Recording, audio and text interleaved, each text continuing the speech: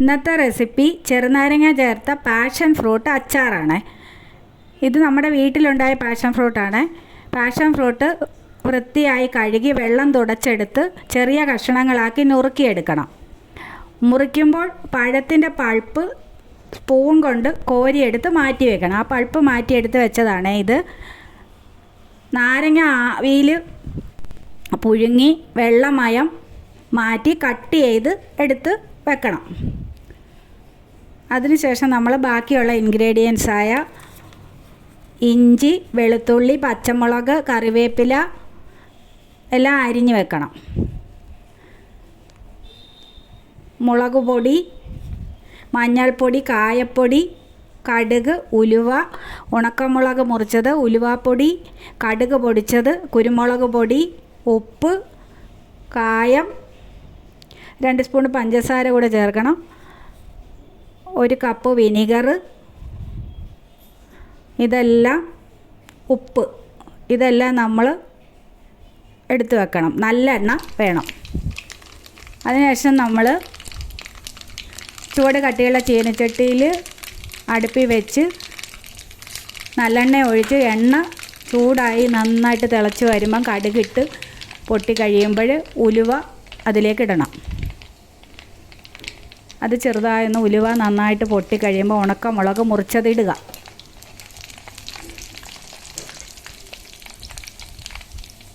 അതിനുശേഷം നമുക്ക് പച്ചമുളക്, ഇഞ്ചി അരിഞ്ഞത്, വെളുത്തുള്ളി ഇതെല്ലാം ഓരോന്നായിട്ട് കുറേശ്ശെ ചേർത്ത് തവി കൊണ്ട് ചെറുതായിട്ട് ഇളക്കി എടുക്കണം.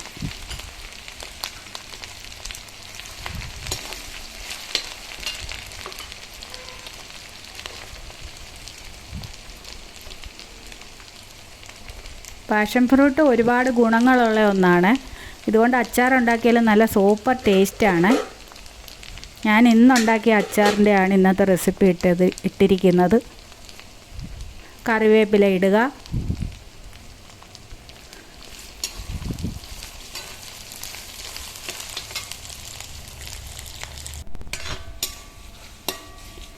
ഇതെല്ലാം നല്ലെണ്ണയിൽ നന്നായിട്ടൊന്ന് മൂപ്പിച്ചെടുത്ത് ഒന്ന് മൂത്ത് വരുന്ന കഴിയുമ്പോഴത്തേക്കിന് നമ്മൾ അരിഞ്ഞ് വെച്ചിരിക്കുന്ന പാഷൻ ഫ്രൂട്ട് കഷ്ണങ്ങൾ അതിലേക്കിട്ട് ഇളക്കി യോജിപ്പിക്കുക.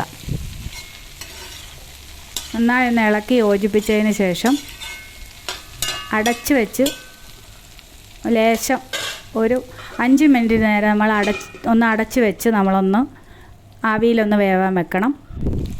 അതിനുശേഷം അടപ്പ് തുറന്നിട്ട് നമ്മൾ ഉപ്പ് കൂടിയിട്ട് ഒന്നുകൂടെ ഒന്ന് വഴറ്റിയതിന് ശേഷം വീണ്ടും ഒന്നുകൂടെ അടച്ച് വെച്ച് പാഷൻ ഫ്രൂട്ട് ഒന്നുകൂടെ അതിൻ്റെ തോട് ഇച്ചിരി കട്ടിയുള്ളതായത് കാരണം കുറച്ച് സമയം ഒന്ന് ചെറുതായിട്ടൊന്ന് വേകണം. ഒരു 5 മിനിറ്റ് കൂടെ ഒന്നുകൂടെ ഒന്ന് തീ കുറച്ചിട്ടൊന്ന് വഴറ്റിയാൽ മതി. ആ വഴറ്റുന്ന സമയത്ത് നമ്മൾ മഞ്ഞൾപ്പൊടി, ഉലുവാപ്പൊടി, കായപ്പൊടി, കടുക് വറുത്ത് പൊടിച്ചത് ഇതെല്ലാം നമ്മൾ ആ സമയത്ത് നമ്മൾ ചേർക്കണം. കുരുമുളക് പൊടി ഇതെല്ലാം ചേർത്ത് ഒന്ന് വഴറ്റിയതിന് ശേഷം ചെറിയ തീയിൽ വേണം ഇതൊക്കെ വഴറ്റിയെടുക്കാനായിട്ട്, അല്ലെങ്കിൽ പൊടികൾ പെട്ടെന്ന് കരിഞ്ഞു പോകും. ചെറിയ തീയിൽ തവി കൊണ്ട് ചുവട് കരിഞ്ഞു പോകാതെ ഇളക്കി കൊടുത്തുകൊണ്ടിരിക്കണം.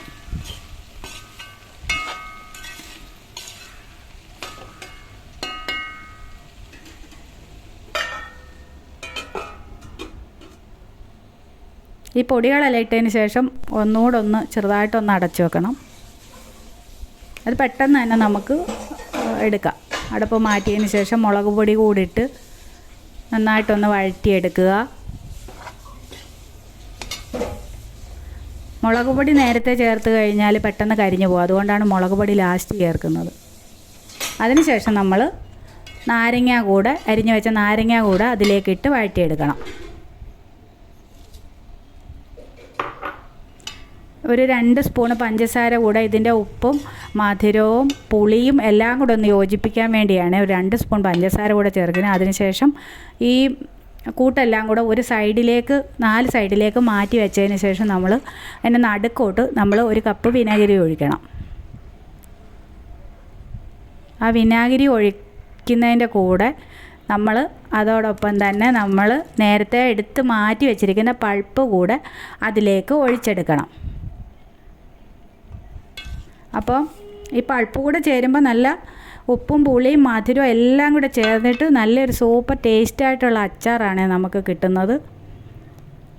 അതിനുശേഷം ചെറിയ തീയിൽ നമ്മൾ ഇതെല്ലാം കൂടെ ചേർത്ത് നന്നായിട്ടൊന്ന് ഇളക്കി യോജിപ്പിക്കണം.